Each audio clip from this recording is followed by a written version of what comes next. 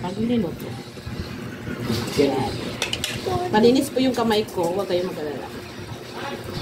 Maitim lang siya pero malinis na. Ayan. So, tama na yan. Tapos igaganon lang natin.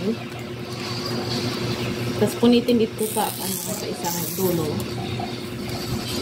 Tupiin ng ganito. Itakip.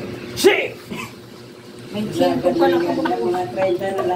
Pagkatapos niyan, May 5. May 5 pala. itong pinunit natin, yun yung ikot natin dito sa... Baka, kay Dorot daw mga di. Delikadong gulong naman.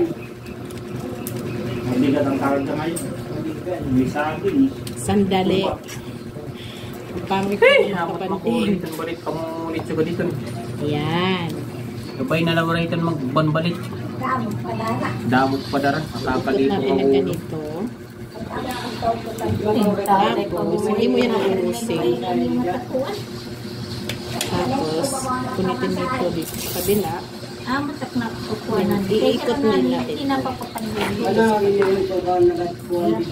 Yan. Bisan nga ni Dere ibanan ma, sirit ngayon ibanan. Bisan leto tapon hito ma, sirit isos. Itatali na natin siya.